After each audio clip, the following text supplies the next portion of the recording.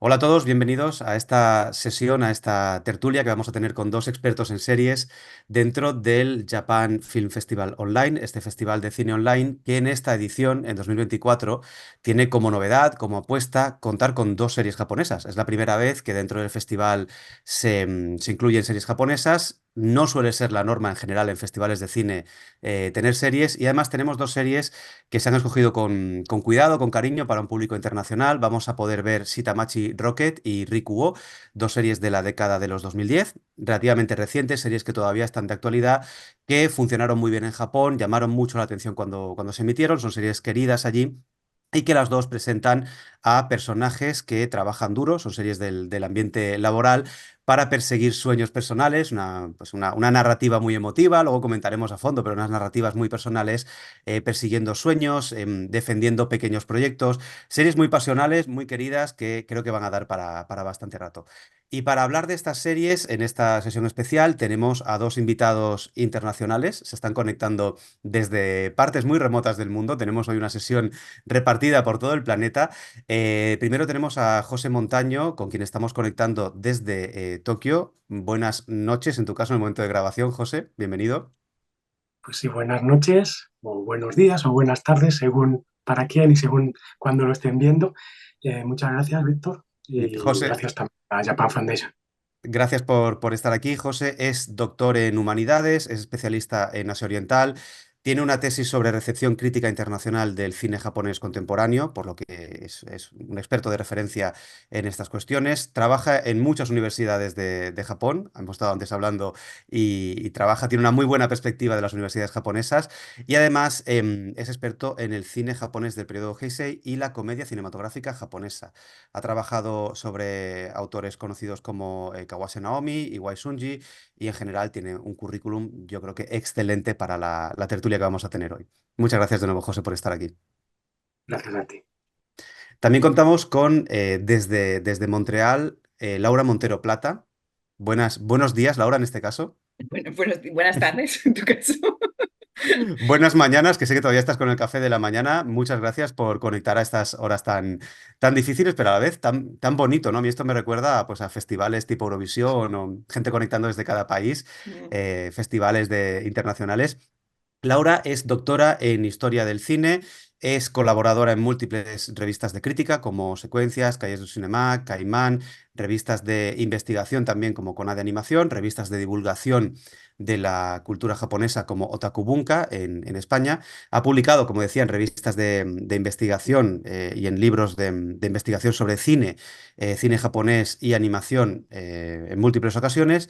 Y creo, sobre todo, Laura, que a lo mejor nuestros espectadores te van a conocer por dos libros que tratan sobre el estudio Ghibli, sobre Miyazaki, El mundo invisible de Hayao Miyazaki, y el libro dedicado, el monográfico dedicado a la princesa Mononoke de la Biblioteca Studio Ghibli. Actualmente estás en Canadá, en Montreal, no como investigadora, sino como supervisora de producción de un estudio de animación, con lo que también tienes una perspectiva interna, digamos, de la Mm. producción cinematográfica, televisiva, audiovisual. Como pueden ver los espectadores, dos invitados de lujo, vamos a hacer una confluencia para una tertulia estupenda, con dos series que creo que van a darnos para mucho y con vamos a hacer una aproximación no solo a estas dos series, sino que me gustaría, si os parece, hablar del escenario de las series en general en Japón y de esta apuesta que hace el JFFO este año por tener series. Pero primero, lo que quería preguntaros es no tanto un comentario personal de las dos series, sino qué pueden esperar los espectadores del festival de estas dos series que se han incluido, Shitamachi Rocket y Rikuo. Pues estas dos series me parecen muy interesantes por muchos motivos. El primero es el que tú comentas, que el público occidental sobre todo está acostumbrado a ver, yo voy a decir doramas, porque es Mm, como lo siento, o sea, series japonesas, está acostumbrado a ver doramas sobre todo con temática romántica o adaptaciones del anime. Y este es un tipo de narrativa que es muy popular y que digamos que refleja muy bien el gusto japonés. Además, también tiene la ventaja de que tiene dos estrellas de cinematográficas como protagonistas mm, en un registro muy distinto, porque el registro de actuación televisivo poco tiene que ver con el cine, sobre todo si pienso en Herrera, con quien los dos han trabajado, y ves el registro interpretativo que tienen en sus películas, que es muy contenido, muy naturalista, y el registro que tienen aquí, que es mucho más dramático, mucho más de mostrar las emociones a flor de piel. También se ven dos registros y dos formas de entender la narración audiovisual muy distinta, que creo que también puede ayudar a crear un puente con la producción, digamos, más estándar de Japón, que no llega aquí, porque aquí estamos muy acostumbrados a ver el cine japonés de autor de festivales de cine. Evidentemente, gracias a este festival también se accede a otro tipo de producto que normalmente no circula tanto, pero sí que creo que da como una visión más 360 grados de lo que es realmente el mercado audiovisual japonés desde el cine a la televisión. Y en ese sentido me parece muy interesante. Bueno, desde el cine a la televisión o viceversa, También. porque aquí no quiero adelantarme a los posibles temas que vayan a ir surgiendo, pero a nivel histórico tal vez ha sido más al revés. Me gusta mucho cómo has empezado la charla, ¿no? Porque yo creo que lo que yo quería decir como introducción personal es que es una excepción, como ha dicho antes Víctor, ¿no? Tener en un festival de cine series televisivas y tal vez el público festivalero no está acostumbrado y hay que pedirle tal vez que tenga cierta apertura de mente para aceptar un registro interpretativo, pero también estético. La estética de la pantalla grande no es la misma. La calidad atmosférica que tiene las lentes del cine para la gran pantalla, el tamaño de la pantalla determina también cómo van a ser los encuadres, etc. Entonces, esa imagen lujosa que identificamos con el cine, con el cine de arte en especial, que es lo que nos ha llegado más desde Japón, en este caso son producciones que tienen este aspecto que el crítico menos avezado o la crítica más habitual diría que es una estética barata. Yo no estoy de acuerdo. Es una estética diferente, porque es para una pantalla diferente, para un tipo de público diferente, para un momento de consumo diferente. No es lo mismo una sala grande con no sé cuántas personas a tu alrededor, a oscuras, con una pantalla enorme, que ver una pantalla doméstica en tu casa, que además no está recibiendo un haz de luz proyectado, sino que está emitiendo luz. Es decir, cuando se hacen las series de televisión, ciertamente se hace con menor presupuesto, con menos tiempo de producción, porque hay unos capítulos que entregar semanalmente y eso determina que tal vez no están tan pulidas determinadas partes. Pero por otro lado está generando una estética que es diferente y es no menos valiosa y no menos disfrutable. Y por otro lado, este registro interpretativo que mencionaba Laura hace que, pues eso, que sean actuaciones menos contenidas, menos naturalistas, si se quiere, más exageradas, más teatrales. Claro, es que hemos identificado el cine de arte con el cine realista, lo cual es una concepción que no tiene por qué ser así. Y estas series no lo son, pues por determinados motivos, ¿no? Pues el público de la pantalla doméstica no está tan atento a los detalles. La pantalla es pequeña y no te permite tener tanto detalle. Con lo cual, esta inmediatez interpretativa hace que llegue el mensaje incluso si tú estás mirando la pantalla mientras estás fregando los platos, por poner un ejemplo un poco tonto, pero creo que puede funcionar. Y Laura hablaba también de mostrar las emociones, que es otro estereotipo, en este caso no de las producciones televisivas, sino de la cultura japonesa. Los japoneses son herméticos, son poco dados a mostrar su emoción. Caramba, pues las personas que hayan visto 10 minutos de televisión en Japón, sabemos que eso no es exactamente así, ¿no? Los japoneses disfrutan con la exhibición de las emociones. Yo no he visto más llanto que en la televisión japonesa en la vida. Están continuamente mostrándose emocionalmente. Es cierto que los estereotipos siempre tienen algo de cierto, pero también es una deformación de esa certeza. Y entonces Mm. el público que vea estas series, además de disfrutarlas, porque yo creo que son muy entretenidas y muy fáciles de divertirse con ellas, pues van a recibir esta tal vez imagen diferente o concepción diferente de la cultura japonesa. Claro, son dos doramas populares, en el doble sentido de la palabra, de éxito en el país y popular del gusto del pueblo, en el buen sentido, ¿no? Que no tienen este componente más, vamos a decir, de alta cultura o componente más elitista que podemos asociar a veces a los festivales también de manera incorrecta, ¿no? Pero bueno, tienen este perfil popular, tienen, como bien decías, José, un contexto diferente. Hay que hablar un poco del contexto, porque son dos producciones de la cadena TBS y además ambas adaptan novelas de Jun Ikeido. Creo que el público seguramente va a detectar rápido que hay ciertas similitudes, no solo de forma, como tú bien decías, sino de contenido, porque vienen del mismo autor. Son dos series que dialogan muy bien juntas porque vienen del mismo contexto, de la misma tradición, de la misma forma de hacer y de hablar.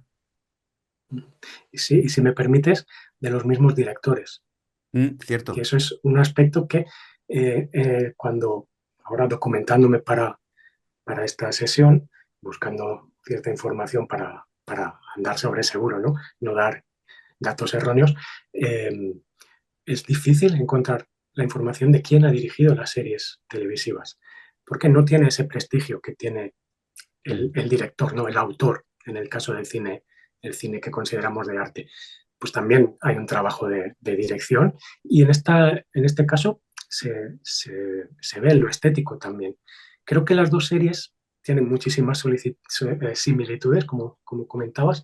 También hay alguna diferencia, pero sí, evidentemente hay un sello muy fuerte mm, que imprime, pues eso, la autoría, y en este caso una autoría compartida. No podemos hablar de el director en el mm, sentido francés de la concepción de la crítica cinematográfica, ¿no? Pero sí que se nota ese sello de un mismo autor de la historia, un mismo enfoque de la historia, un mismo enfoque estético, porque podemos intuir que la misma cadena televisiva, los mismos directores, pues posiblemente el staff técnico también mm. contenga muchos elementos comunes, ¿no? Aunque esa información es más difícil de verificar, pero posiblemente los técnicos que han trabajado en estas producciones pues coincidan en muchos de los nombres. Sí, sí que es cierto que a nivel narrativo es una cosa, Víctor y yo habíamos hablado offline, son dos series muy parecidas en cuanto a la narrativa, pero al mismo tiempo es interesante también porque el enfoque de los dos protagonistas, de los dos actores, es parecido pero a la vez muy distinto. Yakusho, que es el protagonista de Rikuo, que yo creo que no le había visto nunca llorar tanto delante de la pantalla. Perdona, Eh, Laura, pero para que los espectadores que a lo mejor no sí. controlan los nombres, vamos a decir estos dos Koji, actores, Koji, Yakusho, sí. Koji y Abe, ¿de qué los Mm. pueden conocer? Porque son caras muy conocidas que a lo mejor nuestros espectadores no tienen ubicadas. Pues mira, de hecho me viene bien porque Koji Yakuzo, que tiene una película que ha sido estrenada hace poquito, que además es una maravilla, Perfect Days, Mm. de Wim Wenders. Encima además es que es un registro tan distinto que yo su película más reciente era Perfect Days y yo le veía y digo, no te reconozco. Porque sí que es verdad que en Perfect Days es un ejercicio de contención emocional y de Mm, aceptación de lo que pasa.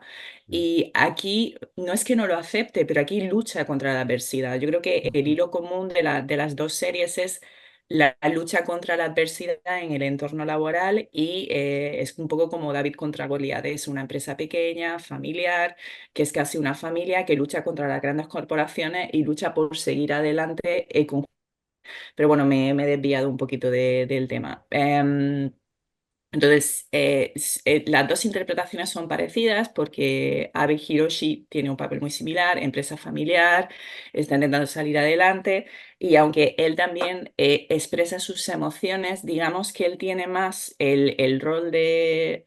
Decir macho alfa es llegar un poquito lejos, pero sí de patriarca, de esta figura fuerte de yo voy a motivar a mis empleados, mientras que ella acusó es un poco más el papel de padre de familia con sus defectos y con sus virtudes. Sí que es verdad que Abe es un personaje más blanco, entendido como que es un personaje que lucha, que apenas tiene defectos. Digamos que la relación con su hija es como el único aspecto de su relación en el que se ve que es humano y que comete errores y demás, mientras que Yakusho sí que es un personaje con más defectos. A veces es demasiado testarudo, a veces desoye los consejos de la gente a su alrededor, aunque en el fondo son dos personajes con gran corazón.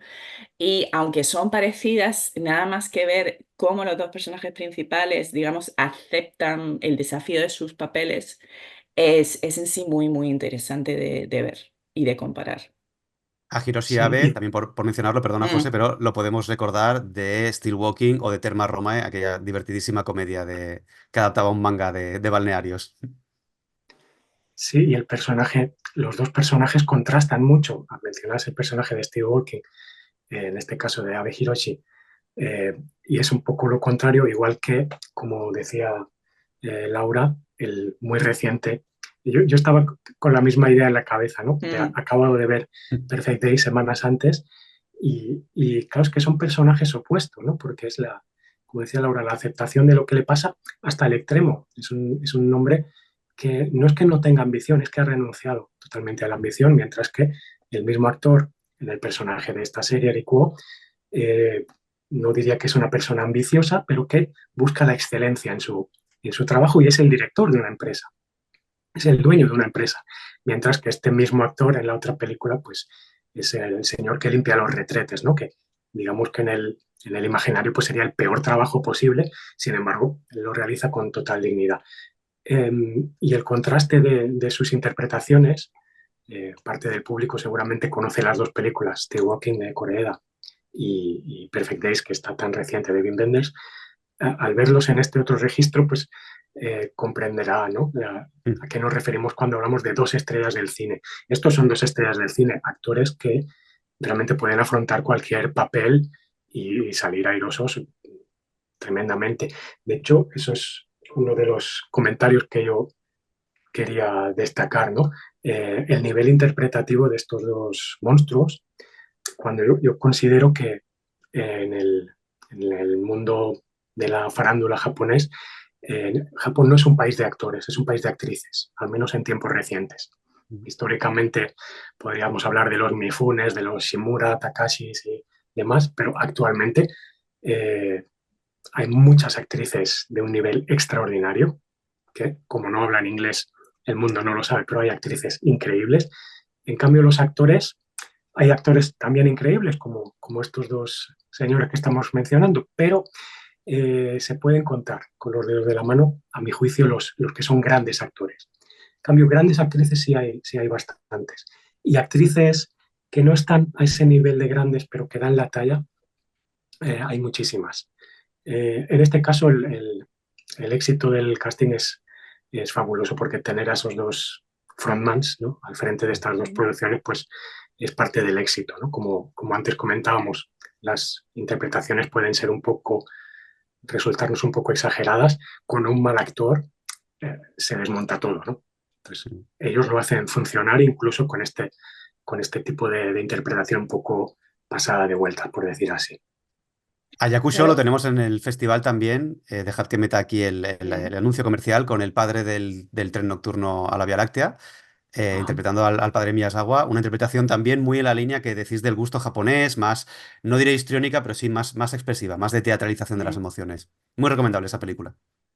Sí, yo también Ciertamente. quería comentar que porque me parece muy interesante, si uno ve las series, si no está acostumbrado a ver cine japonés, pues le puede pensar como en las series americanas o incluso españolas de los años 80, de los años 90, a nivel de factura, como José explica, pero también a nivel interpretativo, porque yo creo que ahora en Occidente tenemos tanto gusto por las cosas que parezcan realistas, que todo lo que se salga de ese registro parece que es malo o que está mal hecho.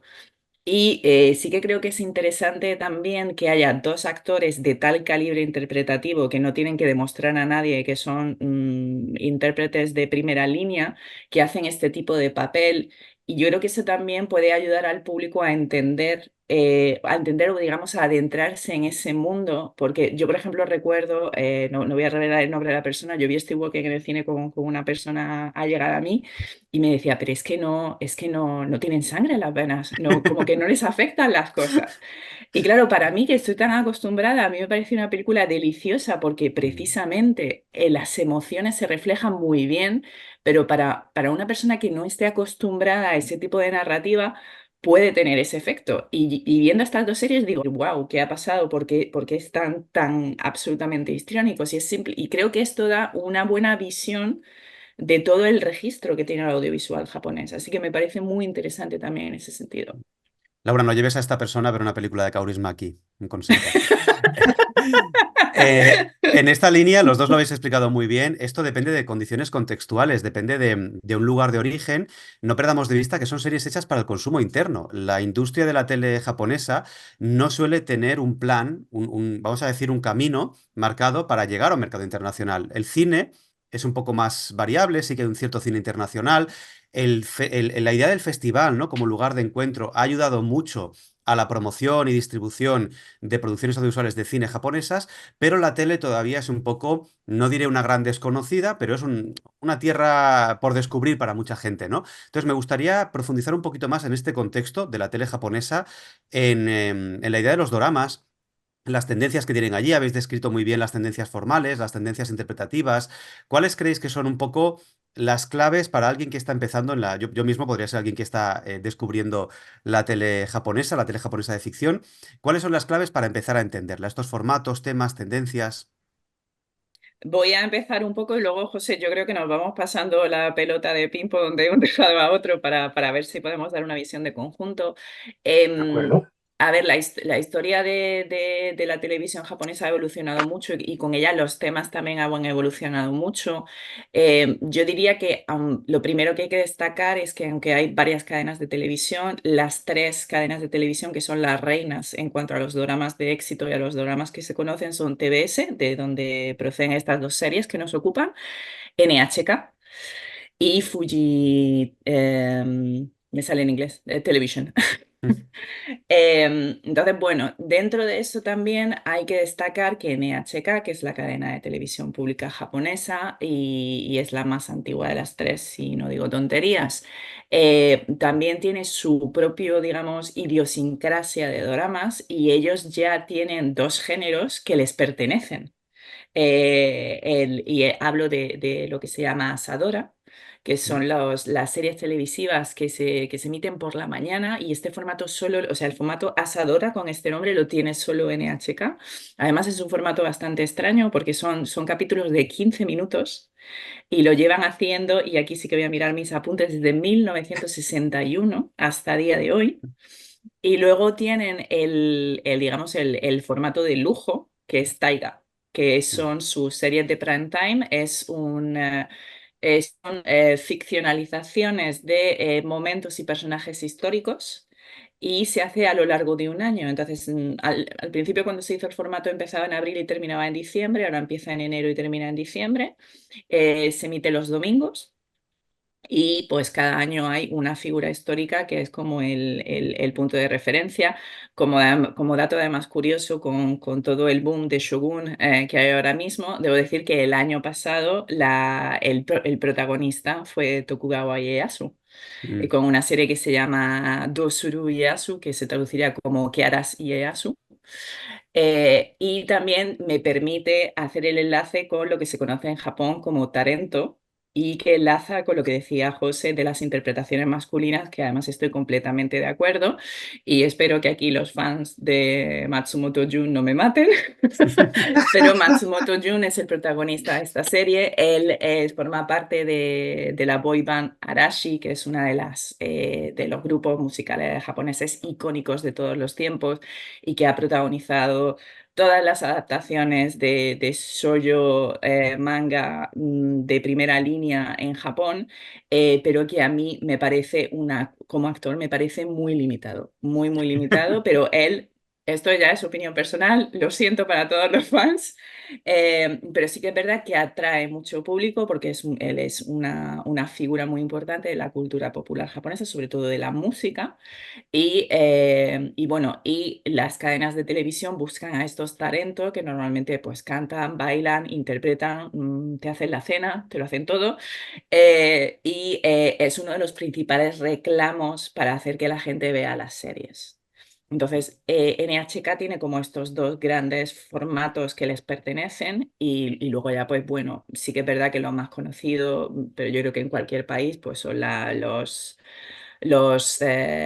telenovelas, digamos, que tienen una temática romántica. Sí que es verdad que desde los 90 el manga ha alimentado mucho todo este tipo de series. Yo, por ejemplo, me introduje a los doramas a principios de los 2000 viendo unos dramones estupendos. O sea, hay una que siempre me olvido el nombre, que se llama Kami-sama Tsukoshidake, que es como, Dios, por favor, dame más tiempo, que además fue una serie que a mí me pareció muy rompedora porque cuenta la historia de una chica de instituto que quiere ver un concierto de un compositor muy conocido, se prostituye para conseguir dinero para la entrada y contrae el SIDA.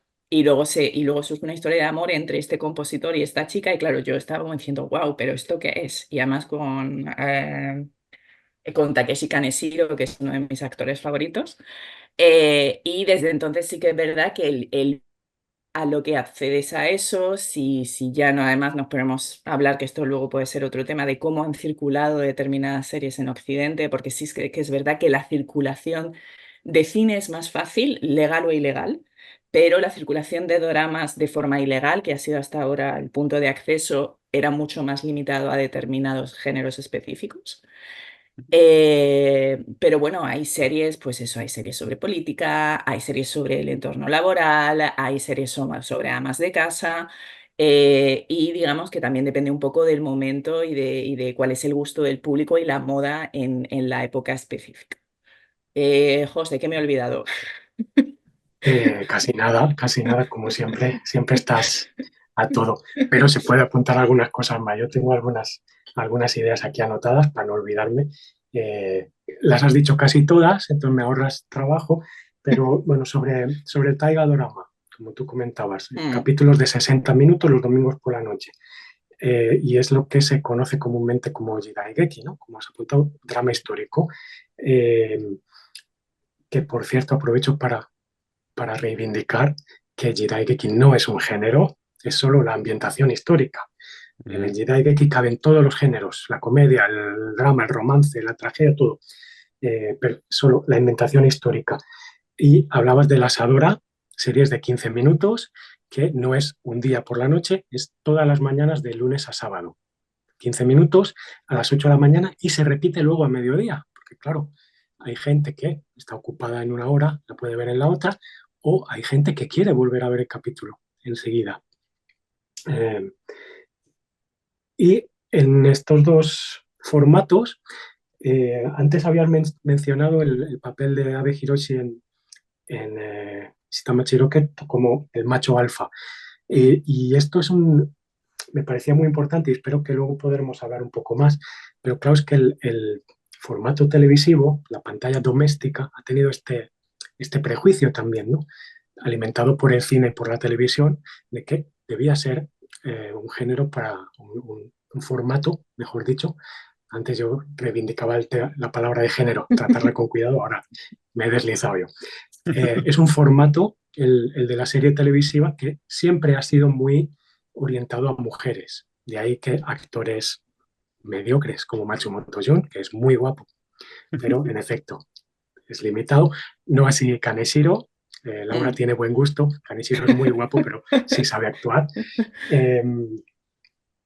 Eh, como decía, las series han sido el dominio femenino, ¿no? La televisión en general y en concreto las series. Y Asadora es el epítome de esto. Pero el Taiga Drama es lo contrario, es el reino de la narrativa masculina y masculinizada, ¿no? Los héroes de la historia, ¿no? Mientras que las mujeres son las heroínas, pero heroínas, pues esta chica que contrae el SIDA prostituyéndose para ir a un concierto. ¿no? Es el extremo, ¿no? Mm. La gran épica nacional contra la microépica doméstica y, en este caso, claro, de las mujeres, porque, que se entienda la ironía, la historia con mayúsculas la hacemos los hombres y vosotras, chicas, pues estáis para quedaros en casa a ver series. Eh, Aparte, bueno, estos formatos, el Taiga Dorama, el Asadora, son una cantera de grandes nombres. El actor probablemente más popular en todo el mundo de origen japonés es Watanabe Ken Watanabe, como él ya prácticamente está instalado en Hollywood y está occidentalizado incluso el nombre. Él empezó como protagonista de un Taiga Dorama, si no me equivoco, tendría que revisarlo, pero interpretando a Ieyasu también. Y seguramente bastante mejor que Matsumoto Yo. Eh, y pues ha llegado donde ha llegado. El Asadora es igual, es una cantera inagotable de actrices jóvenes que en pocos años y a partir de participar en estos Asadora, la mayoría de ellas se convierten en estrellas. Y podríamos mencionar muchísimos nombres, pero se me ocurre uno de los Asadoras más recientes, el que estaba en pantalla cuando yo llegué a Japón, entre 2012 y 2013, en el que la protagonista era Non Endena, a quien robaron su nombre, y ahora voy a comentar sobre esto también, pero participaban Ari Murakazumi, Matsuoka Mayu, Hashimoto Ai, prácticamente todas las estrellas actuales, actrices que ya no son tan jóvenes, ya están rondando los 30 y pocos, salieron de ahí. Y esta serie fue un boom. Eh, y hablemos también de los ratings. ¿Por qué NHK tiene esta franquicia y es tan relevante hablar de ello? Es que Watanabe Ken consiguió unas audiencias superiores al 40% de share en su momento. Pero es que algunos Asadora, y hablemos por ejemplo de Oshin, el Asadora que es una tragedia de una chica huérfana en la época, principios finales de Edo, principios de Meiji, ¿no? Cuando cambia, cuando se occidentaliza Japón. Es una serie de entre 1983 y el 84 que alcanzó el 63% de share. Es decir, todo un país paralizado para ver una serie que además en 2 horas se volvía a repetir el capítulo. Es decir, que si querías verlo tenías otra oportunidad y alcanzaba 63% de audiencia. Y eso en el pico, pero es que la media de audiencia durante un año que duró la serie fue de 52,6. O sea, estamos hablando de unas cifras increíbles en un país que en 1983 ya contaba con multitud de canales. Nosotros, la historia de la televisión española que conocemos es que teníamos 2 canales que además era el mismo, ¿no? Era la misma compañía hasta casi los años 90. En Japón, desde los años finales de los 50, tienen multitud de canales nacionales, locales, regionales, y aún así estas series tenían un seguimiento brutal, increíble las cifras, ¿no? Y la popularidad de estos actores y actrices pues se disparaba hasta cotas increíbles. Y mencionaba lo de la actriz Non Endena, a quien robaron el nombre y ahora se hace llamar Non, porque su nombre auténtico está embargado por la compañía de promoción artística que la contrató, que le consiguió el contrato para protagonizar Ama-chan, la serie a la que antes me refería. En el momento que ella decidió separarse de esta compañía de promoción de actores, ellos decidieron que se quedaban con su nombre porque el contrato lo tenían ellos, ¿no? Hasta estos puntos llega el control que tienen las compañías de promoción. ¿Qué pasa con esto? Que tienen mucho poder no solo sobre los actores, sino también sobre las producciones. Si tú quieres contar con algún actor prestigioso para tu película, que probablemente sin él la película no va a tener tanto éxito, o que el director, el guionista ha escrito ese personaje pensando en ese actor, para contar con él, la agencia de representación te va a exigir que a su vez contrates a otras 2 o 3 estrellas menores entre sus representados, o no puedes contar con este actor que tú has elegido para, para protagonizar tu película o tu serie, ¿no? Entonces eso hace que algunos de estos actores pues continúen estando en el candelero, ¿no? Claro, Arashi, como mencionaba Laura, es un grupo tan inmensamente popular y Matsuyon, al parecer es el más guapo de ellos, pues Matsumoto John tiene muchísimos papeles en diferentes producciones. Entre los miembros de Arashi está Ninomiya Katsunari, que sí es un buen actor, pero Estaba a punto de parece ser que decirlo. no goza.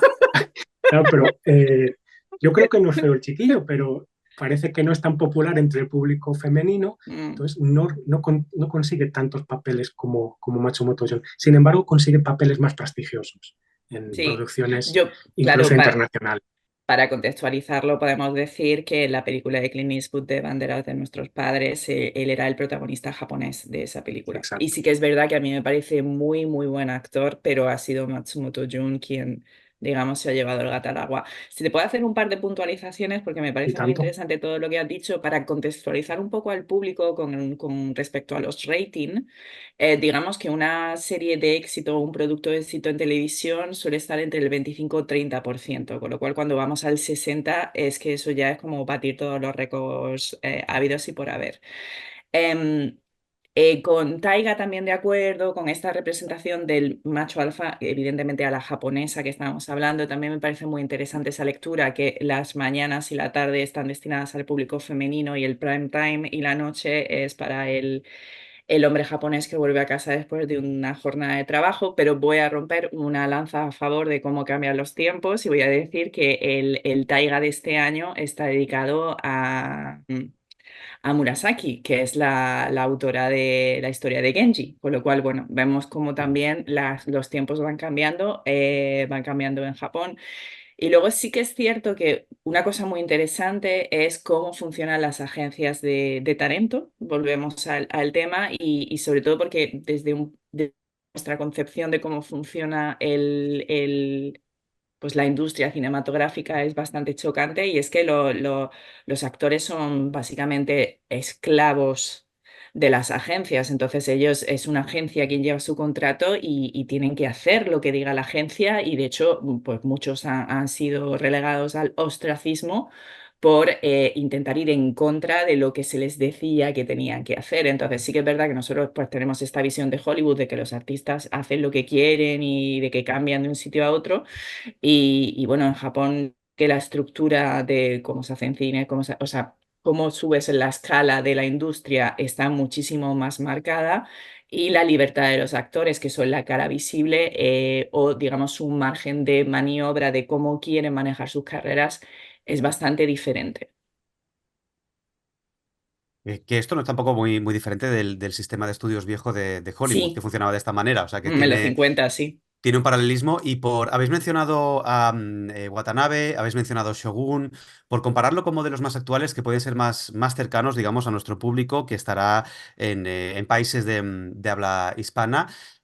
¿Qué os parece que ha supuesto la entrada de las plataformas? Este movimiento, yo tengo por aquí series apuntadas como, os bombardeo un poco, pero voy a nombrar dos favoritas mías internacionales, aunque sean japonesas, Midnight Diner, Makanai, producciones japonesas que ya están hechas para un espacio internacional, coproducciones como Shogun, Tokyo Vice, que tiene un poco de producción, Monarch, Ujú. que tiene el sello de la Toho. ¿Qué os parece el escenario actual y cómo lo comparáis con ese mercado interno de cadenas como NHK, TBS y todo el entorno japonés?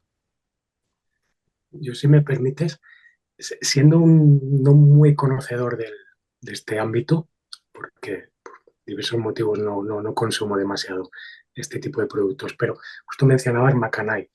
Claro, es una producción claramente hecha para el mercado internacional, eligiendo a un director como Koreeda y eligiendo una temática pues muy del Japón tradicional, lo más llamativo, ¿no? Las Maiko de Kioto, ¿no?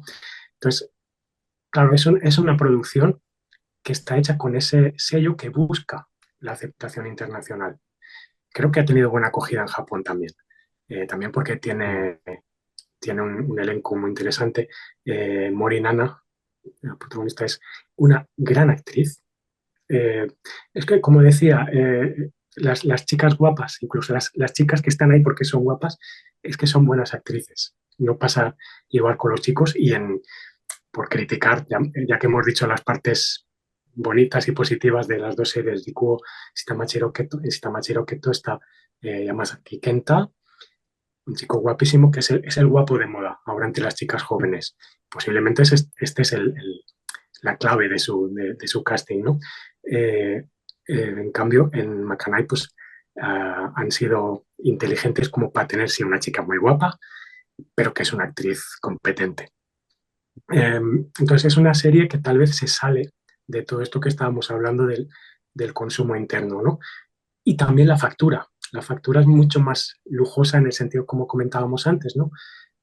Es un tipo de fotografía, un tipo técnicamente está hecha para emular la estética cinematográfica. Entonces está buscando un prestigio, digamos, muy marcado que lo diferencia de lo habitual en la producción televisiva japonesa en cuanto a ficción. Entonces, creo que este tipo de series son poco representativas si estamos mirando a qué entendemos por ficción televisiva japonesa y muy representativas de cómo, por otro lado, de cómo funciona este ambiente, ¿no? de la distribución y difusión, ¿no? de este tipo de productos, ¿no? Cuando quieren apostar por el mercado internacional, no hacen lo mismo que están haciendo cuando simplemente pues, hacen lo rutinario, no en el sentido de trabajar, de hacer series como churros, sino lo que están acostumbrados a hacer para su público. Mira, voy a hacer el enlace porque me lo has dejado a punto de caramelo y voy a usar a Yamasaki Ento, que es el hijo del protagonista Enrikuo, pero que es también el personaje principal de Alice in Borderland. Porque para mí Alice in Borderland es un Y ejemplo claro perdona, y Laura, que te interrumpa, mm, porque la protagonista de Alice in Borderland lo iba a es a su decir vez que la es la hija del hija de protagonista de Shita Abe. Machioke.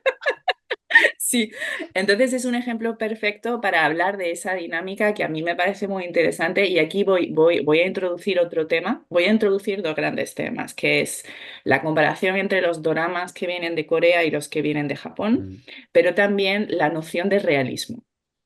Y a mí Alice in Borderland me parece un ejemplo perfecto de eso que acabas de decir, José, de que es un producto claramente hecho para ser consumido fuera de Japón. Voy a empezar por los doramas coreanos porque yo quiero un poquito contextualizar. Sí que es verdad que, Víctor, tú decías que los doramas son consumo local. Sí que es verdad que los doramas japoneses durante mucho tiempo en Asia han tenido mucho impacto en Taiwán, en China. Se han hecho adaptaciones de doramas japoneses a producciones locales, nuevamente romántico, manga relacionado, pienso en Hana Yori Dango, con Matsumoto Jun de nuevo, que está por todo, que tuvo, creo que se llama Meteor Garden en chino, no recuerdo cuál era la adaptación. Eh, que en Asia tuvieron mucha presencia, pero en un momento dado el gobierno coreano fue muy inteligente en el desarrollo de su soft power y empezó a invertir mucho más dinero en las producciones coreanas. Entonces sí que es verdad, a nivel de factura son parecidas, en el sentido de que es claramente un formato televisivo, con el mismo tipo de lente, con el mismo tipo de talonaje. Pero los coreanos, incluso fuera de las fronteras de Asia, han conseguido una mayor popularidad. En Netflix, la cantidad de series de temática romántica coreanas es ingente, con una factura un poquito más acabada de los títulos, digamos, domésticos. Japón no ha tenido o está todavía en ese periodo de entrar en plataformas con productos, digamos, locales, porque todas las series que tú has mencionado, que a mí me parecen magníficas, Víctor, sí que es verdad que a pesar de tener temáticas japonesas, una factura, y voy a decir, más realista, y yo creo que para mí este es el punto que quiero discutir. Y por lo tanto han tenido una mayor aceptación y yo creo que hay productos que ellos consideran que son tan del gusto local que ni siquiera podrían hacer este efecto. Y esto me recuerda, yo hace ya como, creo que en otra vida, allá por el 2015, hice una charla para Fundación Japón sobre adaptaciones de novelas al ámbito cinematográfico. Y ahí empecé un poco a hacer una reflexión sobre esta noción de realidad, porque Alice in Borderland es una serie evidentemente de fuegos artificiales, un mundo extraño donde pueden morir de mil maneras, donde aparecen casi elementos sobrenaturales. que digamos que a nivel de efectos visuales para lo que hace Hollywood nos puede parecer que no está muy logrado, pero sí que es verdad que es un producto de alta calidad. Mientras que voy a coger, por ejemplo, una serie como Nodame Cantabile, que vive las antípodas de Alice in Borderland, pero que sí que tiene elementos no realistas, porque a mí me llevó a una reflexión bastante interesante. Y lo voy a enlazar con One Piece, o sea, voy a hacer un mix estupendo. En el sentido de Nodame Cantabile es un yosei, o sea, es una historia para mujeres adultas que cuenta la historia de una chica que toca el piano y pues tiene una historia de amor con otro personaje, pero al mismo tiempo ya está progresando en su carrera profesional. En el manga, pues ella es atolondrada, vive por las nubes, el protagonista pierde los estribos y la tira por las ventanas y cosas de este tipo que en el mundo del manga pues funcionan muy bien y en el mundo del anime también, pero cuando adaptas a imagen real pues a lo mejor no funciona tan bien. Tienes un personaje rubio estupendo que tiene un pelucón en la versión del dorama.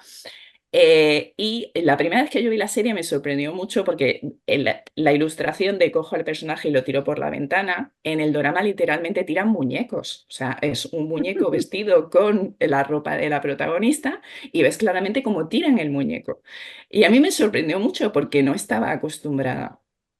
Y reflexionando sobre ello, sí que es cierto que los japoneses no tienen la necesidad de realismo que nosotros tenemos. Ellos es una historia, es una emoción, es un sentimiento, pero no tiene por qué ser realista. Y en ese Mm. sentido hay muchas series japonesas y películas, por ejemplo, Gantz también sería un ejemplo un poco en esta línea, Sí. que no funcionan tan bien fuera porque el público occidental estamos tan acostumbrados a meternos en la historia y olvidarnos del mundo que en el momento que no hay algo realista se rompe esta conexión y desconecta. Mientras que Japón no, esto no les molesta, no les, hombre, evidentemente a alguien le molestará, pero digamos que a nivel cultural forma parte de su cultura audiovisual y no es un pedimento para disfrutar. Si piensas en Alice in Borderland, sí que intentan que todo tenga un cierto halo de realismo, pero para mí el ejemplo más claro es One Piece, que sí que es verdad que se cedieron los derechos de Estados Unidos, que se hace con un casting internacional, pero One Piece es pues digamos, como la cumbre de lo absurdo en el sentido de tener un personaje que es de goma y se estira, pero lo haces de una forma realista porque estás intentando apelar a un público internacional. Entonces sí que es interesante ver cómo el Japón está reflexionando con respecto a su producción televisiva, porque en cine me parece que hay que tratarlo como aparte, y está intentando entrar en el mercado internacional, intentando crear una especie de puente entre la narrativa que funciona a nivel local y lo que el público occidental espera de. Y creo que me he ido un poco... Mm. No, pero es muy interesante. Yo para dar siempre contexto al espectador, Sí. si quieres doy un par de referentes de cine Mm, que creo que encajarían con esto, que sería, por ejemplo, Obayashi, ¿no? O sea, Obayashi no es que sea un director de gran alcance, pero educa la mirada de un público que se acostumbra a ver ese tipo de montajes, ese tipo de artificialidad o de mm, rechazo a la naturalidad. No es el primero que lo hace, por supuesto, hay una teatralidad que viene de antes. Y estaba viendo imágenes de Nodame Cantabile, mm. animo al espectador a que lo busque.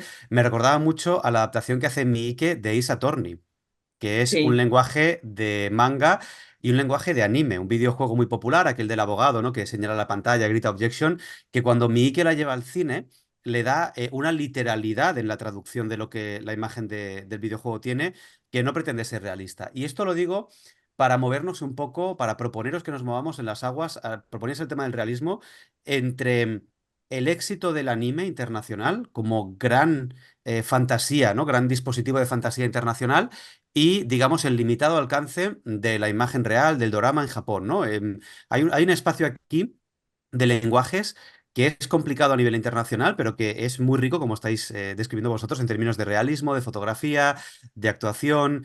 Luego hablaremos, si queréis, quiero volver a alguna serie internacional, quiero volver a Corea, pero me has dejado el puente con la Mm. artificialidad de la imagen. ¿Queréis que empecemos a hablar de animación un poco, de la relación entre animación e imagen real? Yo no me voy a quejar. ¿Me permites? Porque Sí. ahora vamos a entrar en el terreno Mm, de la animación y Laura me va a quitar todo el protagonismo. Y No, bueno. entonces, para, para aprovechar que has mencionado a Obayashi, que es un director, como has dicho, no es tan no es tan popular, no tiene tanto alcance, pero porque no es tan conocido. Pero es Mm. un director extraordinario y va a ser más conocido. Ahora me consta que hay varios proyectos editoriales en marcha sobre él, lamentablemente, como suele ocurrir después de su muerte. Y entonces yo creo que es un director que se va a reivindicar en los próximos años y como vale muchísimo la pena, sin duda va a llegar. Eh, ¿Por qué Obayashi sí que está empezando ya a ser reconocido internacionalmente cuando tiene estas tendencias poco realistas, muy camp, muy Mm. de una estética muy pop, digamos, muy televisiva en algunos puntos de vista? Porque primero sí tiene, por otro lado, esa estética lujosa del cine, envolviendo ese, ese, ese núcleo pop, tiene el envoltorio de lo elevado, de lo artístico del cine, y sobre todo porque el cine le da ese aura que no tiene la televisión, ese prestigio artístico que no tiene la televisión. Porque entre el público occidental, por darle la vuelta al argumento que antes daba Laura, ¿no? Los japoneses no tienen la necesidad de realismo que sí tenemos nosotros. Claro, que esa convención de que el buen cine es el realista, nos la hemos impuesto. Ujú. Sin embargo, en nuestro cine occidental de prestigio, los directores no realistas, pensemos en David Lynch, por ejemplo, o pensemos en Godard, eh, Ujú. el ejemplo máximo de cine de arte. Lo que hacen es desestructurar toda esa idea y usan una estética a veces que te saca totalmente de la historia, ¿no? Que te hacen consciente de lo que estás viendo es un artificio. Y eso es lo que hace Obayashi. Entonces, el hecho de que lo haga en cine te permite relacionarlo con este cine no realista, pero de prestigio artístico, ¿no? Y eso la televisión no lo tiene. Los productos hechos para televisión carecen de ese prestigio artístico y cuesta mucho que entren ahí. Y si no, no sé si Laura o Víctor queréis matizar algo y ya sí que entraríamos en terreno de animación donde veremos qué puedo aportar. Claro, yo para retomar un poco esa última parte que dices, con la que estoy completamente de acuerdo, porque sí que es verdad que tienes, o sea, la ruptura de la cuarta pared, que es lo que estamos hablando, de romper la inmersión en la narrativa, evidentemente es algo que está muy dentro de la temática que estamos hablando, pero por ejemplo tenemos a Miike Takashi, que sí que consigue conectar, pero volvemos a lo mismo, dentro del entorno festivalero, no para el gran público con honrosas excepciones, sí que consigue hacer suyo los códigos digamos, el antinaturalismo, de coger todo ese lenguaje manga, anime y convertirlo en un producto consumible y disfrutable, y tener algunas películas que han conseguido distribución, sobre todo las series.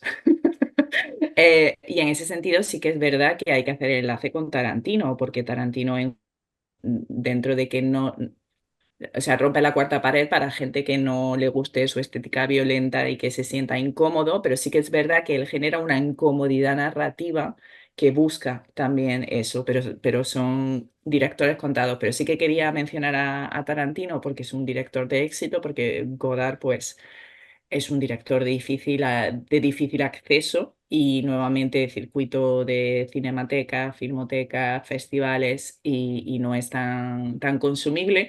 Pero bueno, para hacer el enlace con el anime también puedo hablar de Takahata Isao, porque él durante la segunda parte de su filmografía, él busca deliberadamente romper la cuarta pared e impedir la conexión, o sea, la inmersión del público en su película.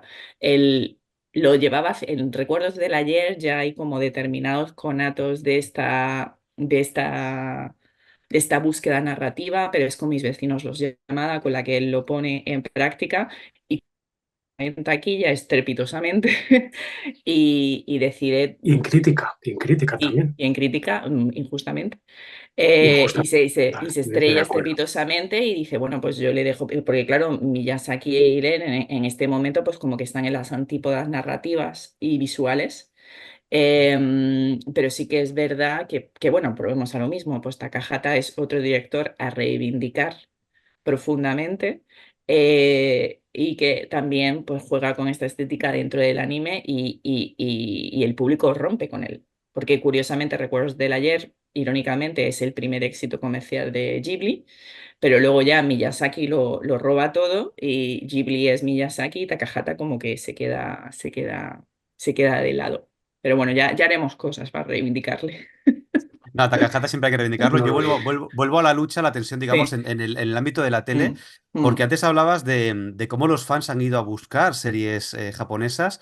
Ha habido un esfuerzo fan que luego ha abierto las puertas a una distribución normativa, legal de la animación en mm, América Latina, en España, pero con la imagen real ha sido más difícil. Yo, perdonad que insista, pero creo que es que hay algo ahí que a mí me intriga, incluso mm, como espectador, por qué la imagen real ha costado mucho más que llegue, incluso vinculándolo, podemos hacer un triángulo, ¿no? Laura hablaba del éxito de las series coreanas, anime japonés, imagen real coreana, dos productos de gran éxito, muchas veces entre un público parecido. El dorama japonés, la imagen real japonesa, todavía la estamos descubriendo. ¿Qué creéis que hay en ese contexto cultural que hace que internacionalmente nos haya costado más el dorama? Yo es que creo que es al revés. Me explico. Creo que la aceptación del anime es más fácil de explicar que la no aceptación Mm, de la imagen real, ¿no? Claro, es que el anime tiene una estética muy particular, muy propia, muy fresca, diferente a cualquier otra cosa, que en un momento determinado conecta con un determinado público por muchas razones que seguramente Laura puede detallar mucho mejor que yo, pero entre las cuales se incluye que el anime, o la definición que yo entiendo de anime, eh, Laura sé clemente conmigo, es la de lo que se llamó peyorativamente, de hecho, eh, animación limitada, ¿no? Estas producciones rápidas en velocidad de realización, me refiero, pero también con presupuestos bajos y precisamente destinadas a la televisión. Aquí lo de serie de televisión, las necesidades televisivas, la inmediatez, la premura en las fechas de trabajo, es lo que hace que se cree una estética nueva y diferenciada, que además bebe de otra estética diferenciada, que es la que se creó en el manga, ¿no? Que no se puede comparar al tipo de cómic europeo, norteamericano, ¿no? Podríamos volver a hablar, por ejemplo, de realismo, entre otros adjetivos. Eh, claro, la creación de series para consumo televisivo eh, tienen éxito a nivel de aceptación popular en Japón, pero además tienen éxito en este empeño de conseguir una animación barata que contrasta excepcionalmente con el modelo de prestigio que es Disney, ¿no? De mm. hacer películas muy lujosas, con un movimiento muy fluido. Eh, el anime, como cuando nace el concepto televisivo de anime, es lo contrario, ¿no? Muy pocos dibujos por segundo, dibujos que además se prolongan durante varios segundos en pantalla sin cambios, es decir, no hay animación totalmente todo el rato. Esto crea una estética diferente y vuelvo a insistir, no una estética inferior en calidad, sino que tiene otros efectos. Y siendo Astro Boy, ¿no? Tetsuo Atom, el primer ejemplo de anime televisivo, claro, es que el protagonista es un robot y los movimientos, digamos, sincopados que produce esta mal llamada animación limitada es muy adecuado para el movimiento de este personaje. Es que crea unas dinámicas cómicas que funcionan mucho mejor que con la animación fluida de Disney. Entonces, esta nueva estética, además de ser novedosa, fresca, diferente, es muy barata y se exporta porque, como en el mundo están creciendo los canales de televisión y necesitan completar sus parrillas con productos, y tenemos este producto televisivo para niños y que además es fácil de doblar, ¿no? Y de ofrecer a los niños, porque como es una animación, como los movimientos de la boca, no hace falta coordinar demasiado. Es un producto fácil y barato. Se extiende por todo el mundo y además en el caso español contamos con ejemplos de coproducciones porque externalizar en aquel momento, finales de los 70, primeros 80, la producción a Japón, que ya tiene estas estructuras de producción barata, pero eficiente e interesante a nivel estético, de la mano de Claudio Bienboit, por ejemplo, recientemente fallecido, pues hace que el público, en este caso español, pero públicos europeos en general, hayan recibido y aceptado desde niños una determinada estética, que además descubriendo nuevas series y nuevos formatos que pues son divertidos, excitantes, diferentes, hace que el anime tuviera en su momento una aceptación brutal y que eso se haya reproducido en el tiempo, ¿no? Que se haya aceptado luego a través de ahí el manga como género de narrativa impresa. Y digamos que el fandom, ¿no? El aficionado al manga, pues sí que muchos, la mayoría, de hecho, han seguido la senda de conocer más sobre Japón, su cultura, etcétera, y muchos han entrado en el cine, en la televisión japonesa, pero sin embargo, esa televisión no es tan diferente, no ofrece una novedad tan marcada. En cambio, cuando Corea ha entrado con esta inversión consciente de tratar de llegar a un público internacional, ha coincidido en el tiempo con la eclosión del éxito internacional también de el pop, cantantes, bailarines de esta determinada corriente, que ha ido de la mano también de las producciones audiovisuales, ¿no? Entonces yo creo que no es tanto qué ha fallado para que el audiovisual japonés no entre en el mercado internacional, sino que ha sido más bien una coincidencia temporal de varias cosas, ¿no? El anime lo tuvo relativamente más fácil para impactar, y la producción televisiva pues no ha impactado porque no ofrece un hecho diferencial tan marcado. Y tal vez esas diferencias, que sí sean evidentes, no son lo que el público occidental esperaría, o el estereotipo, no cumple con el estereotipo de la alta cultura japonesa, refinada, etcétera, la contención de las emociones, etcétera, ¿no? Entonces yo creo que se juntan este tipo de factores para explicar un poco el por qué, ¿no? Yo estoy de acuerdo contigo, pero me voy a ir voy a hacer otra reflexión y aquí yo ya entro más dentro de mi opinión porque no soy experta para nada en distribución. Yo creo que también hay que hacer una reflexión sobre cómo Japón y Corea definen su uso del soft power, del poder blanco, es decir, de cómo usar la cultura para permear y hacer un impacto en otras culturas con respecto a sus productos en otros países. Coincido contigo, José, que por supuesto el anime, que además empezó en los 60, era un producto barato, eran muchos capítulos, resolvía muchísimas parillas de programación, porque tú lo ponías para los niños y daba igual que fuera para niños o no para niños, porque eran dibujos animados, que esto ya es otro debate. Mientras que voy a hacer un poco de historia, porque sí que es verdad que he estado leyendo un poquito sobre historia de la televisión para prepararme.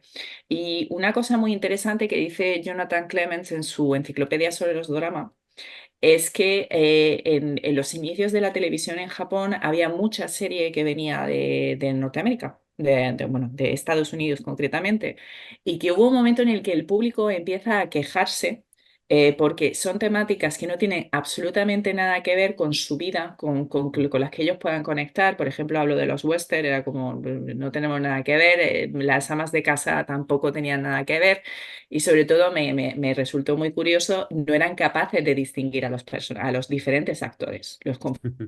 Entonces, que históricamente es una cosa que a nosotros también nos pasa con ellos. Entonces digo, bueno, por lo menos va por los dos lados.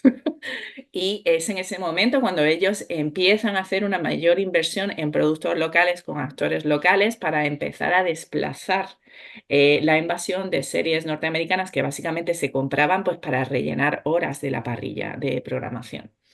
Esto es como una... Entonces, primer punto, o sea, realmente pasa esto, que la gente no quería, hablo de los 80, de los 90, no quería consumir series japonesas, pues porque no se reconocían en la pantalla, porque no era su día a día, porque no era su sensibilidad. Puede ser. Para mí la gran pregunta es por qué Corea ha conseguido un mayor impacto y una mayor distribución de sus doramas, mientras que Japón no. Por un lado, sí que es cierto que Corea a partir de los 2000 se vuelve muy agresiva en su campaña de soft power dentro de Asia y fuera muy inteligente. Sí que es cierto que el J-pop, que era todo en los 2000, de repente el K-pop adelantó por la derecha, e incluso dentro del mercado japonés. Los doramas empiezan a, digamos, a convertirse en omnipresentes. Mi pregunta es la siguiente. Sí que es cierto que en los 2000 hay un boom también del cine coreano. Y si hago una comparativa en cómo se distribuye el cine coreano fuera de Asia y el cine japonés es cine de autor. Luego tienes a Mike Takashi, que está ahí, pero es como la alta cultura del cine. O sea, es las perlas cinematográficas, películas maravillosas, con una factura impecable, mientras que Corea se convierte en el rey de las películas de acción, de los thrillers, que llega a muchísimo más público, dentro de que se siguen distribuyendo en festivales, pero no en Cannes, se distribuyen en Sitges, se distribuyen en festivales, digamos, populares. Mi pregunta, y digo que esto ya es opinión absolutamente personal porque yo no soy experta en absoluto en corrientes de distribución y en cómo se hacen todas estas campañas, es si ese boom de cine popular de alta factura, no lo olvidemos porque el cine coreano es muy potente, les permite abrir el mercado también a las series de televisión. Mientras que Japón tiene esta concepción de que sus productos son demasiado del gusto local, televisivos, y como no van a triunfar, ni siquiera se molestan en intentar distribuirlos, mientras que saben que con el anime y con los videojuegos ya tienen esa vía abierta. Y me pregunto si eso ha sido también un poco el caso, porque nuevamente documentándome, hay una página que si la gente no la conoce la recomiendo, que se llama nippon.com, en la que se hace pues toda una serie de hablan un poco de todo sobre temas de Japón, puedes encontrar artículos en inglés, en español, en japonés, y hay un profesor de universidad que reflexionando un poco sobre los doramas y sobre su no éxito en el extranjero, que no para de decir, no, es que no pueden triunfar porque son series demasiado cortas, son 10 capítulos y son demasiado del gusto local. Entonces, como no van a triunfar, pues no salen. Pero claro, sí que es cierto que las series coreanas son más largas, suelen tener 16, 18, pero vamos, de 10 a 16 tampoco hay una diferencia tan notable. Y luego, si reflexionamos nuevamente sobre las plataformas digitales, sobre Apple, sobre Amazon, sobre Netflix, cada vez triunfan más las series que son entre 8 y 10 capítulos, con lo cual el formato no me sirve como excusa. Y si nos ponemos así, bueno, Taiga es una serie de un año, ahí tienes capítulos, todos los que tú quieras. ¿Por qué no funciona ese producto? Entonces, mi reflexión es si Corea ha sido mucho más agresiva en abrir el mercado y decir hay que educar al público como Japón hizo con el anime, porque sí que es verdad que era una animación absolutamente diferente de lo que hacía Disney, y de hecho hay mucho por esa limitación de la que tú hablas, José, que para mí es, o sea, hay series que sí tienen una animación limitada, que dan ganas de llorar, pero hay series en las que se convierte en un arte Mm. porque cada imagen y cómo tú encuadras y cómo tú compones es una absoluta maravilla. Ya estamos educados para ver eso. Yo recuerdo hablar con gente que vio el viaje de Chihiro y me decía, es que no he entendido nada. Y claro, yo decía, como que no has entendido nada. Pero claro, yo he crecido viendo anime. Esa persona no había crecido viendo anime y te hacen falta los códigos para poder, digamos, conectar. O sea, no es tanto una idea de que de que el actor se parezca a ti, es que tú seas capaz de leer los códigos. Entonces me pregunto hasta qué punto Corea ha sido capaz de romper esa barrera a base de ser agresivos y de introducirlo, mientras que Japón ha considerado que era demasiado del gusto local porque era demasiado diferente y por eso no iba a triunfar, porque a nivel y vuelvo a Ryuko y Shitamachi Roquetto, son series muy cíclicas en el sentido de que la trama, digamos, se repite añadiendo elementos, Mm. porque es la narrativa que ellos tienen. Y nosotros es más de, bueno, para las series de televisión vamos mal, o Dragon Ball, de subimos la apuesta y nos olvidamos de lo que pasó, y ellos no, ellos como que lo recuperan porque el día a día es así, la vida es así, son pequeños ciclos y cosas que se acumulan y que se siguen repitiendo. Esto también lo tienen los doramas coreanos. Entonces, ¿por qué? También es cierto que Corea invierte más dinero en sus producciones. Entonces, la factura, entre comillas, y la voy a entrecomillar mucho, es mejor porque tienen más dinero, pero sigue el mismo tipo de lente, el mismo tipo, digamos, de teatralidad televisiva también se ve, porque de verdad que desde que llegó Netflix en Occidente, como que ya hemos pasado al formato cinematográfico para series y a nivel de color, de talonaje, de factura, ya estamos en el nivel cinematográfico y ellos no, y las series coreanas funcionan muy bien. Entonces, esta es un poco como mi reflexión, que a lo mejor viene alguien de distribución y me dice, qué tonterías dices, es por esto, esto y esto, pero es un poco lo que yo me pregunto hoy en día. No, pero yo creo que es una pregunta abierta para, desde luego no la vamos a resolver en esta charla, para el espectador, que es bueno que el espectador de esta charla y de las series se haga y recuerde mientras ve esto y ve más cosas, ¿no? Los códigos audiovisuales se aprenden, los dos lo habéis explicado muy bien, hay que aprender un lenguaje, hay que acostumbrarse a unos ritmos, a unos temas, hay que familiarizarse. Yo ahora estaba pensando, por ejemplo, cómo el tokusatsu se naturalizó más o menos en España. Yo recuerdo haber visto Bioman de pequeño y creo, aquí ya tiro un triple, pero es un pequeño paréntesis, que el éxito de Power Rangers, como era una especie de robo americano, Mm. cortó las posibilidades del tokusatsu a nivel internacional. Quizá España hubiera tenido un recorrido enorme con el tokusatsu, con Super Sentai y estas cosas, si Power Rangers no le hubiera quitado el oxígeno, ¿no? Entonces, al final es una cuestión de espacios, de costumbre, de acercarnos, y creo, por volver un poco al tema que nos ocupa, que es que hay dos series en un festival, que es algo bastante raro, ¿no? Mm. Tú lo has dicho muy bien, Laura, son series cortas, se pueden ver rápido, lo que llamaríamos miniserie o serie limitada, series que se pueden ver enteras, que tienen un principio y un final, pese a que tengan esa estructura más natural, más cíclica, con un progreso menos cinematográfico, pero las podéis ver entera. Y yo creo que son dos muy buenas maneras de acercarse al gran mundo del audiovisual televisivo japonés y también a esta frase, a esta expresión que ha salido todo el rato, que es lo popular. Lo Mm. popular. Son series hechas para un gran público, para la tele, para un domingo por la noche, sin la necesidad de competir en festivales, de competir en premios, y las tenemos en un festival. Entonces, no sé si queréis añadir algo más, como una especie de manual de instrucciones, ¿no? O algún comentario sobre el hecho de que el JFFO apueste por las series. Yo ya digo el mío, ojalá más series y ojalá series todavía más arriesgadas y algún día algún tokusatsu, algún Ultraman, ¿por qué no? Pero, ¿qué opináis vosotros de esta apuesta y de esta educación, digamos? Yo estoy muy de acuerdo con esto que comentas, o sea, que, claro, es que hablamos, hay que educar la mirada para aceptar nuevos formatos y nuevas estéticas. Claro, la única forma de hacerlo es exponerte al verlo. Entonces, si no se fomenta a través de estos canales, que son los únicos disponibles, no los únicos, obviamente, en el mundo actual, el que quiera llegar a esos formatos va a llegar. Pero el problema es que no hay una voluntad, no hay una demanda de eso. Entonces, se lo tenemos que ofrecer, ¿no? Iba a decir una expresión muy de mí, pero se lo tenemos que meter por los ojos. Mm, Entonces, alguien va a comprar, ¿no? Si tiene la oportunidad de verlo, a alguien le va a gustar. Ahí es una de las claves también diferenciales con el caso coreano. Y es que los coreanos han hecho mucho por ofrecer su producto gratis, disponible, legal, y ese esfuerzo no se ha correspondido en el caso japonés. Eso puede ser otra de las claves. Eh, que claro, Laura dice cosas tan interesantes que yo me voy tomando aquí apuntes y se me acumulan las puntualizaciones y las cosas que quisiera decir. Bueno, Laura y tú también, Víctor, que los dos habéis mencionado a Miike Takashi, que es un director que nació en el formato vídeo, en el formato de Ujú. no televisión, pero en el formato doméstico, y que él nació con esta estética y él ha sido muy aceptado internacionalmente. Pero claro, ha sido aceptado en sus producciones cinematográficas que mantienen esa estética, pero por el hecho de ser cinematográfica se acerca un poco más a la expectativa del público internacional respecto al audiovisual japonés. Claro, ahí habría que aprovechar que existen este tipo de autores para mostrar, ¿lo ves?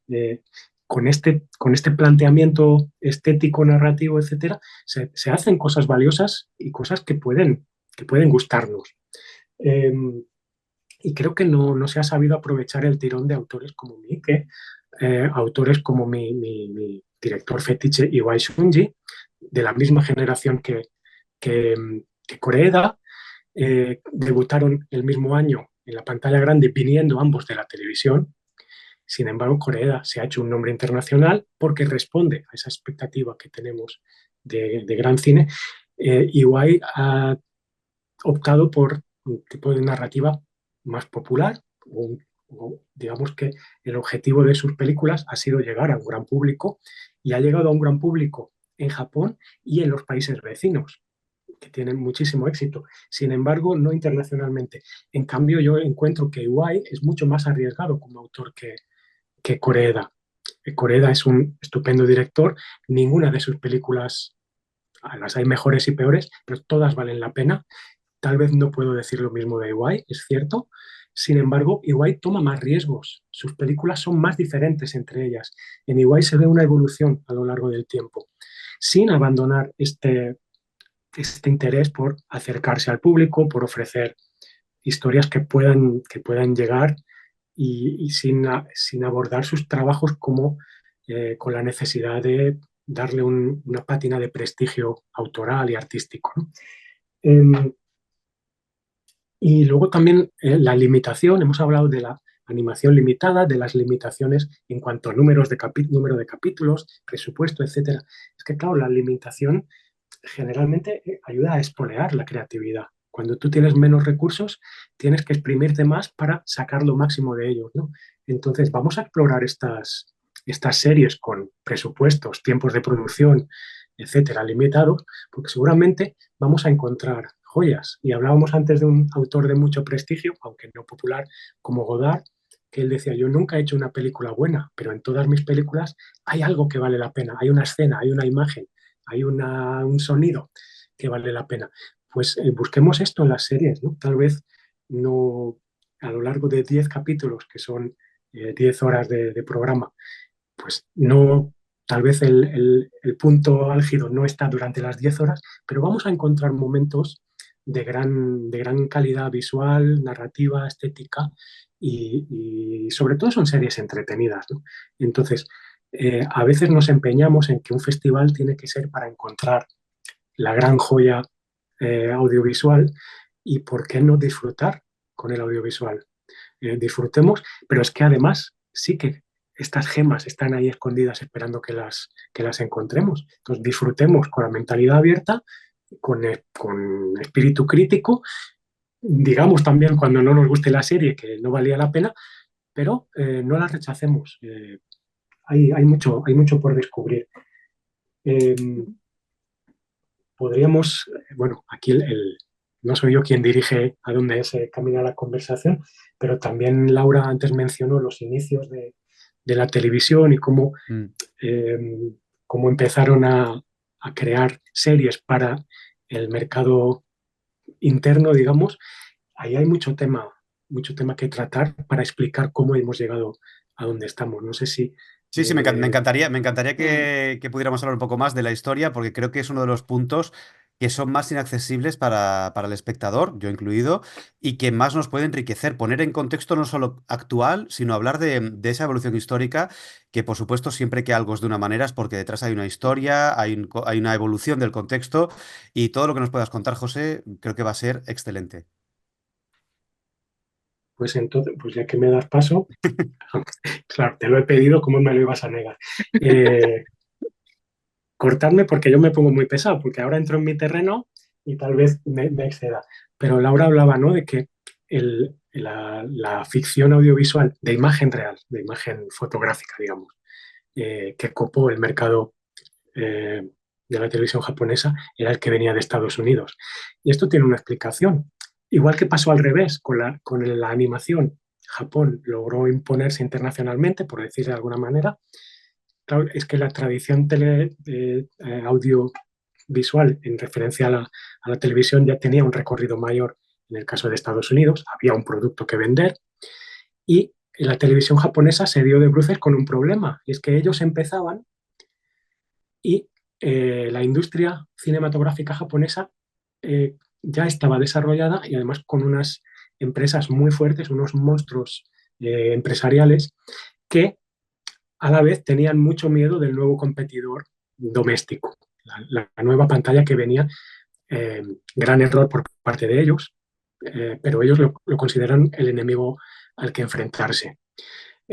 Claro, en cuanto dejó de ser NHK la única televisión nacional, en cuanto se abrió el mercado a nuevos canales que necesitaban contenidos, el miedo, a mi juicio irracional, de las empresas de producción cinematográfica les llevó a vetar sus productos en televisión. Las televisiones no podían emitir películas japonesas. Los actores, directores, guionistas de las que estaban a sueldo de las grandes empresas de producción cinematográfica, Toho, Dae, Nikkatsu, todas se pusieron de acuerdo para impedir que trabajaran en televisión.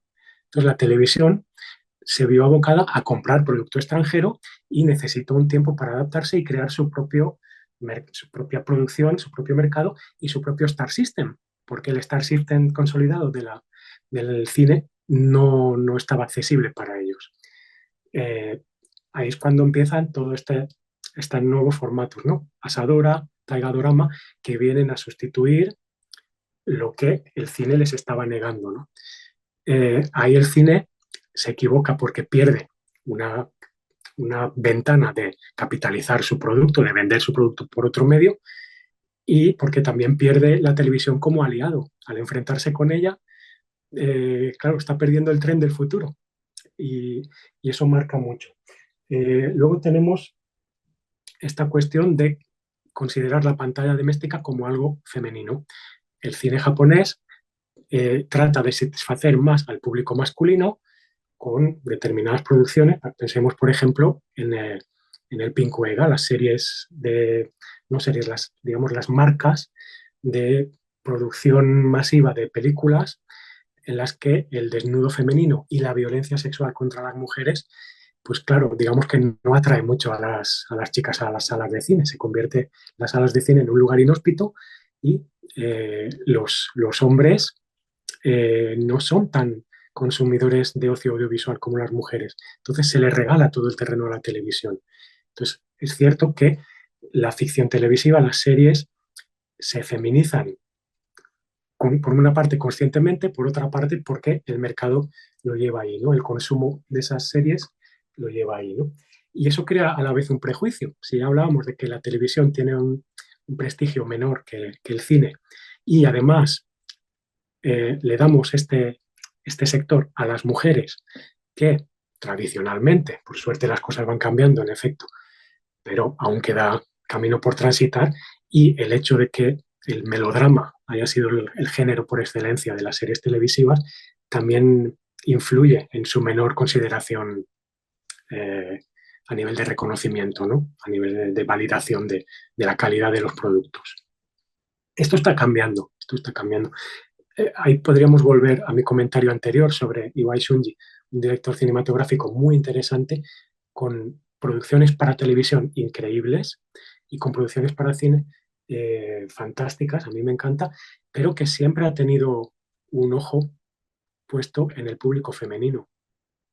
No pretendo decir, sería un debate muy largo, que sea un cineasta feminista, pero sí que ha sabido, digamos, dirigirse de una forma diferente al público femenino. Y sin embargo, volvemos a lo mismo.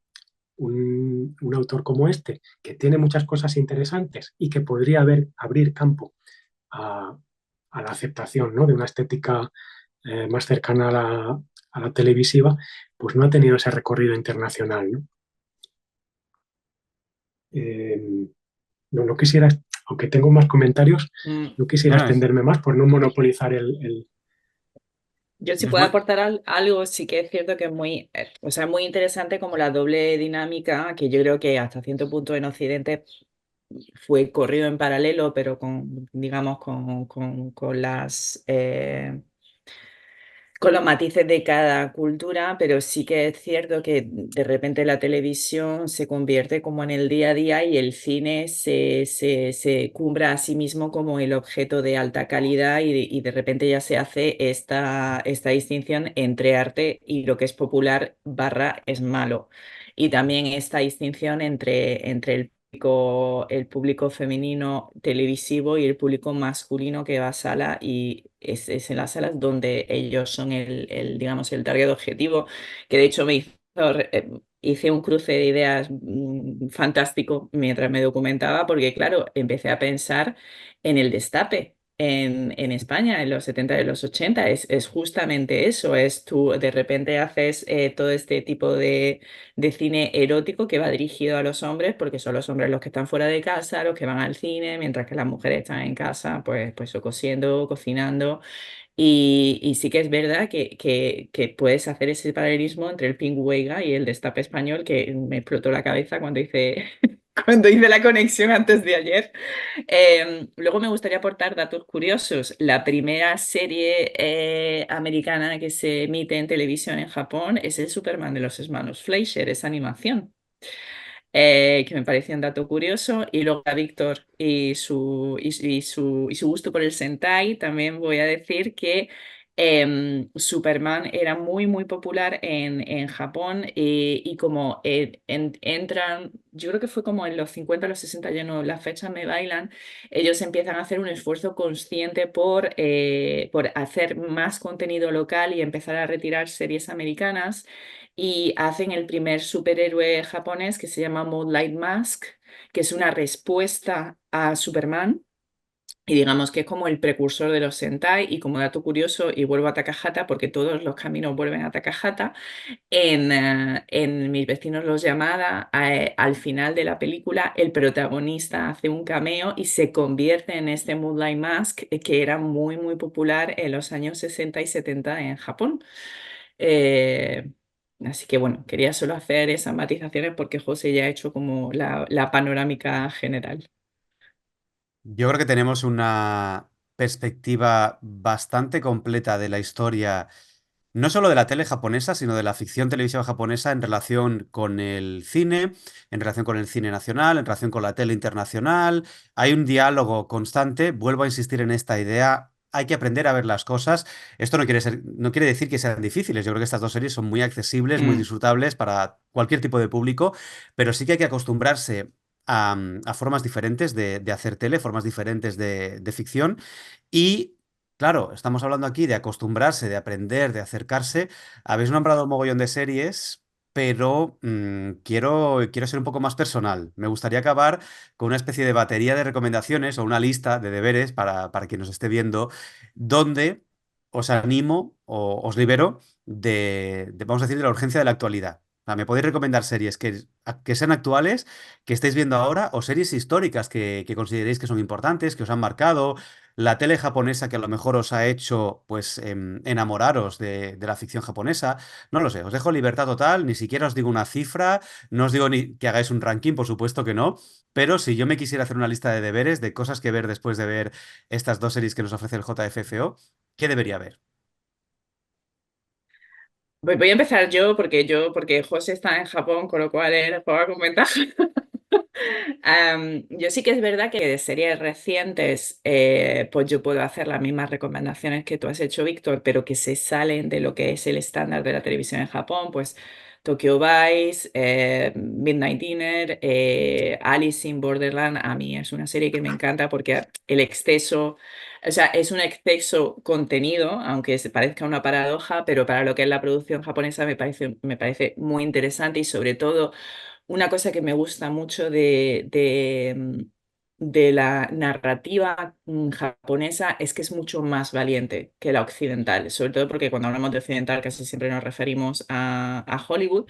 Y me gustan mucho los dilemas morales que te presentan, que te presentan las series a nivel de cómo te posicionas, cómo tus acciones impactan al otro.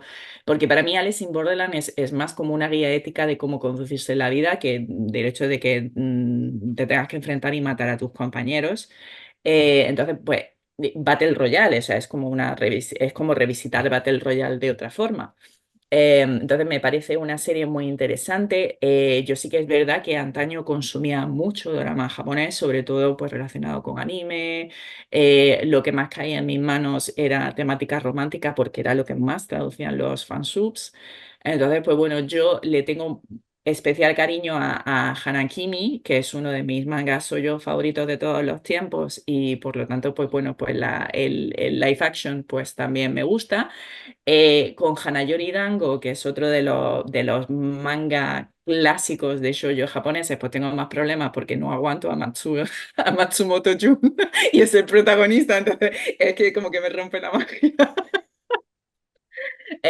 Pero hablando de esa valentía narrativa, yo creo que la serie que recomiendo como histórica para visitar es la que comentaba al principio con Kaneshiro Takeshi, la de Kamisama Musuko Shirake, porque me pareció una serie muy rompedora, incluso dentro de la temática japonesa de presentar a una chica que se prostituye para conseguir una entrada y que contrae SIDA, porque aquí entra otro de los elementos fundamentales, y aquí voy a decir narrativa asiática, que es la incorporación de lo trágico a lo cotidiano. O sea, nosotros estamos... Y aquí Rikuo y Shitamachi, perdón, Rocket, se salen fuera de eso porque son narrativas más, digamos, a los Hollywood en el sentido de que son historias de superación y casi siempre en positivo, más allá de que haya adversidad, pero la narrativa japonesa tiene un fuerte componente de tragedia o de aceptación de la vida o de aceptación de lo que pasa y en ese sentido la narrativa romántica tiene una tendencia bastante alta a que termine en tragedia. No tanto a día de hoy, pero 80, 90, 2000 sí. Y en este sentido, pues bueno, pues la chica contrae SIDA a finales de los 90, pues no hace falta que cuente el final. Pero me parece muy interesante y me parece muy valiente, desde mi punto de vista occidental. Entonces, me parece una serie interesante porque cubre todas esas, digamos, esas casillas de actor muy popular que se convierte en una estrella y de hecho luego Kaneshiro da el salto al cine. Y luego además él tiene un perfil pues que habla chino, habla Japón, entonces él está como en muchas producciones con muchos autores con muchos directores de renombre, pero también es una narrativa femenina, pues con la factura televisiva, con las emociones a flor de piel, porque desde el principio ya te dicen lo que está pasando. Y creo que históricamente, pero también para entender la televisión japonesa a día de hoy, es muy interesante. Estupendo. José. Pues yo recojo el testigo y empiezo desmintiendo a Laura. Yo estoy en Japón, pero por unas cosas y por otras no puedo consumir tanto como me gustaría, entonces no estoy muy al día. Pero sí que, pues claro, por el hecho de estar aquí tengo acceso tal vez a cosas que no se ven tanto fuera. Eh, de lo que he visto recientemente que me ha gustado mucho, yo recomendaría una serie que se llama Yokai Share House. Es una serie cómica. Yokai, todos, creo que todo el mundo sabe, son este tipo de fantasmas tradicionales japoneses. Es una serie de 9 episodios de 30 minutos que emitió Asahi Terebi los sábados por la noche en el año 2020, con lo cual estábamos encerrados en casa y pues nos tocaba ver televisión más. Eh, es una serie muy divertida, protagonizada por Koshiba Fuka, que es una de estas actrices que, por desgracia, no le han dado buenos papeles o no ha participado en producciones más vistosas, porque siendo de estas típica chica guapa a la que promocionan las agencias, yo creo que sí que hay una actriz ahí que me gustaría ver en otros registros también, pero el registro cómico no lo despreciemos porque es muy complicado y está bastante bien ella en la serie. Y pues como el título indica, es una chica que por determinadas circunstancias acaba compartiendo piso. Como no tiene dinero, se tiene que ir al primer lugar que encuentra para vivir y es compartiendo piso con unos fantasmas. Entonces, bueno, la premisa pues ya indica un poco de qué va el asunto. Es una historia de terror cómica. Pero es que además siempre hay un momento que una de las fantasmas que convive con ella para hacer avanzar la trama, le explica una de las historias de terror tradicionales de Japón y esto se hace con animación y con una animación muy interesante, bastante fuera de lo común. Entonces, Laura, si no la conoces, por favor, mírate la serie, que además Me la acabo de apuntar. al terminar la emisión ya tenían preparado un largometraje para para pantalla grande y luego tuvo una segunda temporada. Desconozco si hay tercera, cuarta en cartera. Y esto me lleva a otros tipos de series y otro tipo de formato que no hemos comentado antes por falta de tiempo, que son las series temáticas o lo que se llaman omnibus drama, que son series que en realidad son conjuntos de capítulos, pero no exactamente una serie, sino un programa con un título y una temática, pero en cada entrega pues son directores diferentes, historias diferentes. Y ya que hablábamos de yokai, en los años 90 hubo una tendencia de este tipo de formatos de series omnibus de terror, que generalmente se emitían en verano. Eh, Empezó Yonimoki Miona Monogatari, no sé cuál sería la traducción, no sé si tiene título en español, pero bueno, es una serie que empezó en 1990 y que tiene varias adaptaciones cinematográficas. Eh, y hay otra serie del mismo estilo, Hontou Atta Kowai Hanashi. Las dos son de Fujii Terebi. Esta empezó a finales de los 90.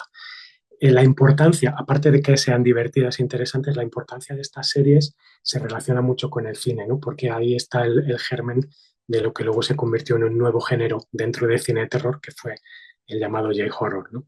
Que bebió de estas fuentes. Eh, Yonimo Kimi no Monogatari fue como la semilla, y en cambio Antonia Takube Hanashi fue, digamos, surfeando la ola, ¿no? Recogiendo el testigo de la popularidad del J-horror. Como digo, diferentes directores con historias independientes, y aquí podría mencionar otra serie, no de terror, pero con aspectos a veces sobrenaturales, que es una serie también de mediados de los 90 que se llamó If. El título era inglés y japonés, If Moshimo. Y esta serie me gusta mucho, creo que Laura ya se está sonriendo porque sabe a dónde voy, que es por uno de los capítulos fue lo que le dio la popularidad a Iwai Shunji y le permitió que sus proyectos cinematográficos recibieran luz verde, ¿no? Por la gran aceptación que acogió este capítulo de una serie de televisión que acabó estrenándose en salas de cine por la demanda popular, y que a día de hoy sigue siendo mítica y se hacen reediciones en DVD periódicamente. Y el que no conozca, seguramente a muchos les sonará el título Uchiage Hanabi, traducido como Fireworks. El título era mucho más largo en el original. Uchiage Hanabi Shitakara Miruka Yoko Kara Miruka se quedó en Fireworks para el mercado internacional, y es porque tuvo una adaptación en largometraje de animación relativamente reciente. Un largometraje, por cierto, que para mí no alcanza a ser tan Es lo que iba a decir. Si la gente la Muchísimo busque, mejor. por favor, que no sea el anime. que no, Yo que no vean el anime, que vayan iba a subrayar lo directamente. mismo, por favor, Sí. no veáis la de animación, mucho mejor la televisiva, muchísimo más Exacto, recomendable. ir al mediometraje barra capítulo de serie de 1993, que vale de mucho la pena. Y quisiera mencionar otras dos series. Una porque fue mi puerta de entrada, y creo que de muchos otros que en su momento decidieron estudiar japonés, que es Nihonjin Shiranai Nihongo, el japonés que los japoneses no saben, que es sobre una escuela de japonés para extranjeros. Es una serie cómica bastante divertida y bastante informativa para quien quiera saber a qué se va a enfrentar cuando tenga que estudiar, cuando se ponga a estudiar japonés. Y por último, un descubrimiento también de tiempos un poco prepandémicos. Por desgracia falleció uno de los míticos de la escena japonesa, Tanaka Kunie, que fue el protagonista de Kitano Kunikara. Es una serie que vale mucho la pena y que me permite introducir otro formato curioso que no conozco en otros ámbitos nacionales de audiovisual. Esta es una serie melodramática, aunque protagonizada por un señor, en este caso Tanaka Kunie, que se queda viudo y decide trasladarse con su familia al país del norte al que hace referencia el título, que es la isla de Hokkaido, ¿no? Ese lugar mítico de volver a empezar para los japoneses, ¿no? Como digamos el territorio que el país incorporó más tardíamente y que todavía se considera pues como un lugar remoto y de nuevo comienzo.